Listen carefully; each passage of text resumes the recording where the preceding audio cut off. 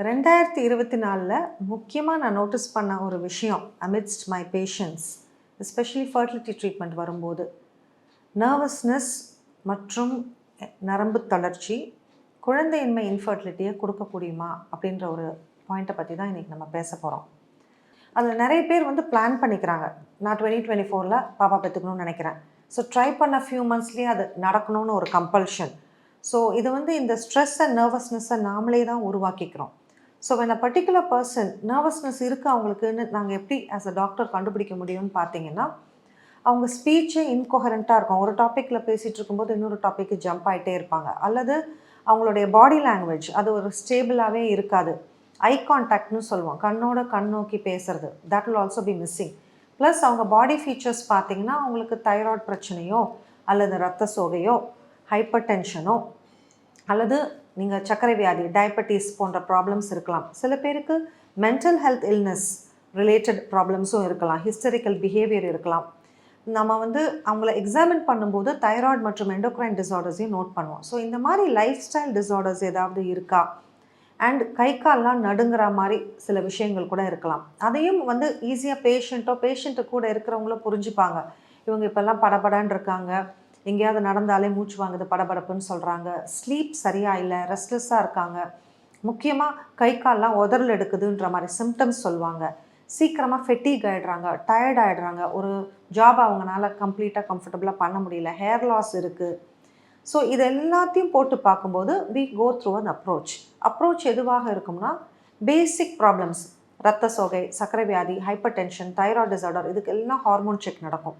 Plus ஒரு ECG and heart rate track பண்ணிங்கன்னா மார்பகத்தோட ஹார்ட் ரேட் படபடப்பு இருக்கான்னு தெரிஞ்சுக்கலாம். தைராய்டு டிஸார்டரில் ஹைப்பர் தைராய்டிசம் கை கால் நடுக்கத்தை கொடுக்கும்.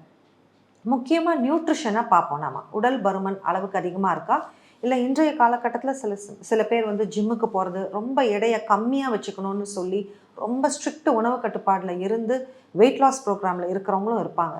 ஸோ அதில் நியூட்ரிஷன் பேலன்ஸ் போயிடுச்சா, போதிய நியூரோ வைட்டமின்ஸ் அவங்க உடம்புல இல்லையா, காய்கறிகள் பழங்கள் அவங்க சரியாக எடுத்துக்கொள்ளாமல் இருக்கிறாங்களா, இதனாலையும் நம்ம நரம்பு தளர்ச்சி ஃபீச்சர்ஸை பார்க்கலாம்.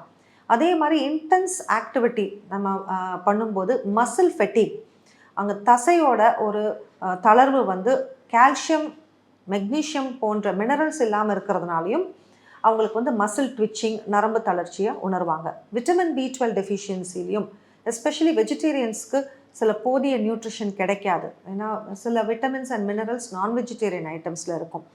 ஸோ நம்ம கேர்ஃபுல்லாக நம்ம டயட்டரி ஐட்டம்ஸை சூஸ் பண்ணி மருத்துவ ஆலோசனையோடு உட்கொண்டு, அல்லது உணவில் கிடைக்காதுன்னா அது நியூட்ரிஷனல் சப்ளிமெண்ட்டாக எடுத்துக்கும் போது நரம்பு தளர்ச்சியை கட்டாயமாக நம்ம சால்வ் பண்ணலாம். So simple. அது ஏதாவது சத்து கோளாறுனால இருக்குன்னா அந்த சத்தை நம்ம ரீப்ளேஸ் பண்ணணும்.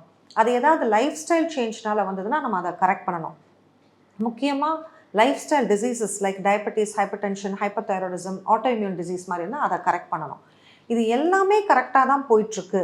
ஆனாலும் நரம்பு தளர்ச்சி இருக்குன்னா அங்கே தான் psychological problems, mental health issues மற்றும் ஸ்ட்ரெஸ் வரும்.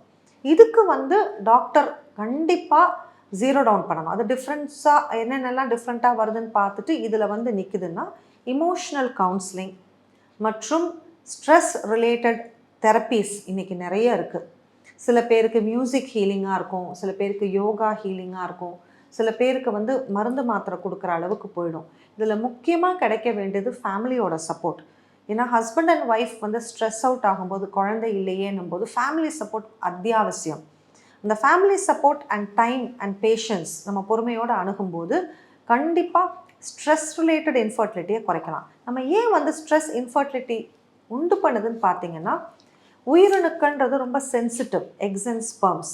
ஸோ ஸ்ட்ரெஸ் அதிகமாகும்போது அந்த ஸ்ட்ரெஸ் ரிலேட்டட் நெகட்டிவ் கெமிக்கல்ஸ் பாடியில் அதிகமாகும். அப்போது எக் அண்ட் ஸ்பெர்மோட குவாலிட்டி குறைய ஆரம்பிக்கும்.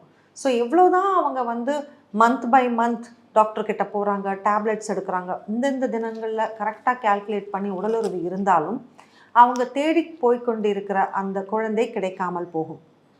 நிறைய பேஷண்ட்ஸ் நான் கவனிச்சிருக்கேன், இன்னொரு 2 months நீங்கள் ஒரு பிரேக்கில் இருங்க, ரொம்ப இன்டென்ஸ் ட்ரீட்மெண்ட்டில் போயிட்டுருக்கீங்கன்னா அந்த பிரேக்லேயே கன்சீவ் ஆகிடுவாங்க.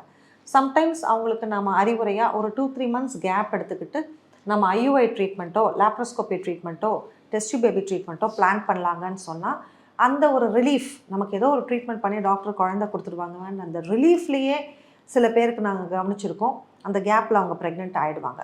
So it just means that அவங்க உடம்பு வந்து ஸ்ட்ரெஸ் இல்லாத நிலையில் மச் பெட்டர் ரிசல்ட்ஸ் கொடுக்கக்கூடிய ஒரு தன்மையில் இருக்குதுன்னு அர்த்தம். ஸோ ஐ ஜஸ்ட் ஹோப் 2024ஓட நம்ம ஸ்ட்ரெஸ்ஸை தூக்கி தள்ளி போட்டுருவோம், ரியலிஸ்டிக்காக நேச்சரோட ஒன்றி லைஃப்பை ரசிக்க ஆரம்பிப்போம்.